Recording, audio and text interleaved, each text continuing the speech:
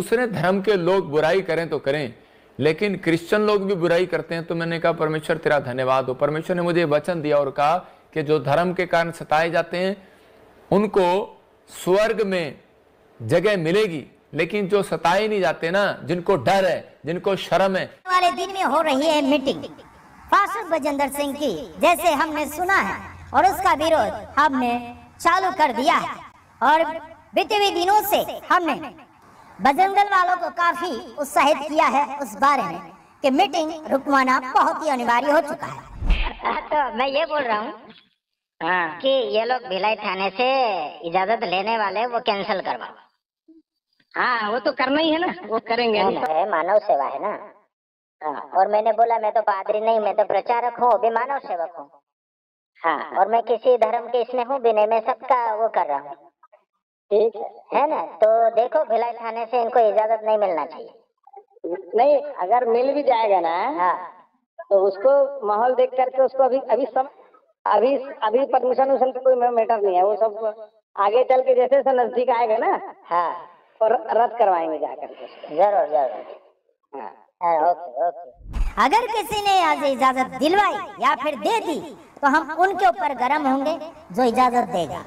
हम किसी की बाकी नहीं छोड़ते हैं, चाहे घर का हो या बाहर का हो, दुनिया का हो या फिर स्वर्ग का हो, दुनिया का हो या फिर स्वर्ग का हो, दुनिया का हो या फिर स्वर्ग का हो, चाहे कहीं का भी हो, हम किसी की बाकी नहीं रखते न्याय करने में या फिर हिसाब करने में। मैं कह रहा हूं उन लोगों को जिनको घमंड है इस बात का कि हम बहुत पुराने से सेवा कर रहे हैं और आज तक तो हमने ऐसा नहीं किया जैसा ये कर रहे हैं। मैं कह रहा हूं कि अंत समय के दिनों में बाइबल बोलती है ऐसा होगा कि लोग भरमाए जाएंगे, उन्हें पहचान नहीं होगी। आज बहुत सारे लोगों को पहचान नहीं हो रही कि वो लोग सिर्फ पैसा लेकर, जिन्होंने यहूदा इस्करियोती ने यीशु मसीह को बेच दिया था, यीशु मसीह को पकड़वा दिया सिर्फ 30 चांदी के सिक्कों के लिए। और आज भी बहुत सारे लोग जो हैं, मैं देख रहा था कि एक दूसरे धर्म के लोग बुराई करें तो करें, लेकिन क्रिश्चियन लोग भी बुराई करते हैं। तो मैंने कहा परमेश्वर तेरा धन्यवाद हो। परमेश्वर ने मुझे वचन दिया और कहा कि जो धर्म के कारण सताए जाते हैं उनको स्वर्ग में जगह मिलेगी, लेकिन जो सताए नहीं जाते ना, जिनको डर है, जिनको शर्म है कि मुझे हाय कहीं ऐसा ना हो, कहीं मुझे मेरी पिटाई ना हो जाए, हाय कहीं मेरे पे केस ना हो जाए, हाय कहीं मेरे बारे में लोग मेरी बुराई ना कर दें, हाय कहीं वीडियो मेरी खराब ना हो जाए, मेरी नाम धराई ना हो जाए, मुझे लोग ये ना कह दें। तो उसी समय मैं उन लोगों के लिए बता रहा हूं कि एक चैनल वाला छत्तीसगढ़ में वो क्या कर रहा है, वो भेड़िया नाटक कर रहा है यीशु मसीह के नाम का, और वहां पर वीडियो बना रहा, छत्तीसगढ़ से कह रहा है कि जी मैं चैनल चलाता हूं और छत्तीसगढ़ में मैं मेरी इजाजत के बगैर छत्तीसगढ़ में मीटिंग नहीं होगी। अबे तू परमेश्वर है क्या? अरे तेरे लिए बोल रहा हूं, तेरा बाप हूं मैं, वहीं आऊंगा, परमेश्वर का दास हूं मैं। न्यूज चैनल वाले जो तू क्रिश्चियन होने का नाटक कर रहा है, मैं तेरे लिए बोल रहा हूं। मैं आज तक बोलता नहीं हूं, लेकिन तेरे लिए बोल रहा हूं, खुदा के काम के लिए मैं बोलता हूं। और अब मैंने 40 वकील रखे हैं, हर स्टेट के लिए एक वकील, जो सा बोलेगा उसके ऊपर सीधा मैं वहीं से, पुलिस प्रशासन कुछ करे ना करे, लेकिन कोर्ट हमारा है, हमारा हक है। लिखा जो परमेश्वर का है परमेश्वर को दो, जो सरकार का है सरकार को दो। और 40 वकील इस संडे तुम्हें लाइव में दिखाऊंगा, कुर्सी लगाकर बैठे होंगे, टेबल रखी होगी, और उसके बाद उन्हें आशीष दूंगा। वो मेरे स्पिरिचुअल सन है, 40 स्पिरिचुअल सन मेरे एडवोकेट बन गए हैं, इंडिया की बात कर रहा हूं।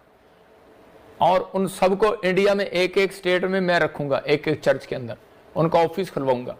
और जौन सा ये बोलता है खासकर क्रिश्चियन के खिलाफ बोल रहा है, उस पर पहले सबसे पहले कंप्लेंट कराऊंगा कि आपको अरे शर्म कर, तेरे को लाइव में होकर मुझे बोलना पड़ रहा है। और जब मैं बोलता हूं ना, तेरा चैनल भी बंद होगा और परमेश्वर देख रहा है तेरे को, जल्दी कह रहा तेरा न्याय भी होगा, इस बात का न्याय भी होगा। इस व्यक्ति ने, मैं इसकी वीडियो कटवा कर दिखाऊंगा, इस व्यक्ति ने क्या बोला। इसने बोला हमारी इजाजत के बगैर धरती पर कोई काम नहीं होगा, कहता मेरे चैनल के बगैर। कौन है ये? Christian channel. अन्य जाति बोल दें तो बात अलग है, क्रिश्चियन चैनल बोल रहा है कि मेरी धरती पर मेरी इजाजत के बगैर कोई काम नहीं होगा छत्तीसगढ़ में, और कहता ना स्वर्ग में होगा। इसने कितनी बड़ी परमेश्वर के विरोध में यह बात कही है। तेरे लिए बोल रहा हूं, डर परमेश्वर से। तेरा नाम मैं जानता नहीं हूं, लेकिन तेरी फोटो तेरी वीडियो जरूर दिखाऊंगा कल।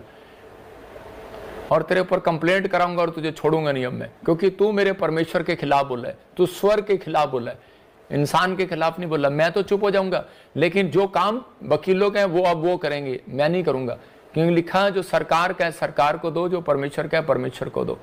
अगर परमेश्वर की मर्जी होगी तो आऊंगा भाई, नहीं अगर परमेश्वर की मर्जी होगी तो नहीं आऊंगा। तेरा बाप भी मुझे नहीं रोक सकता, मैं डरता नहीं हूं किसी से।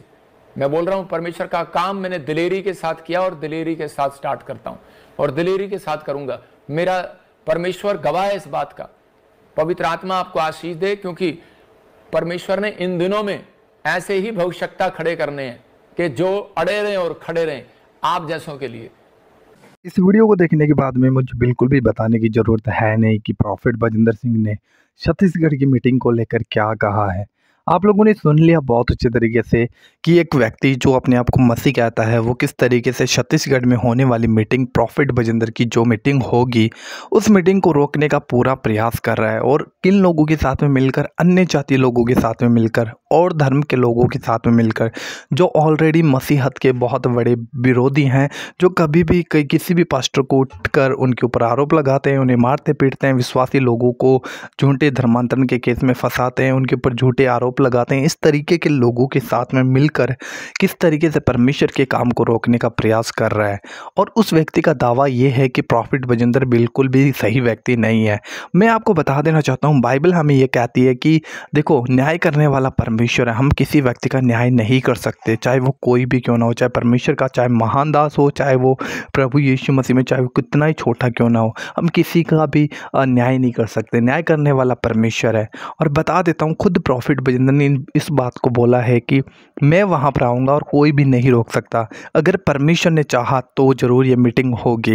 ये बात मुझे बिल्कुल भी अच्छी लगी प्रॉफिट बजिंदर सिंह की, जिन्होंने साफ इस बात को बोला है कि अगर परमेश्वर की इच्छा हुई तो मैं वहां पर आऊंगा।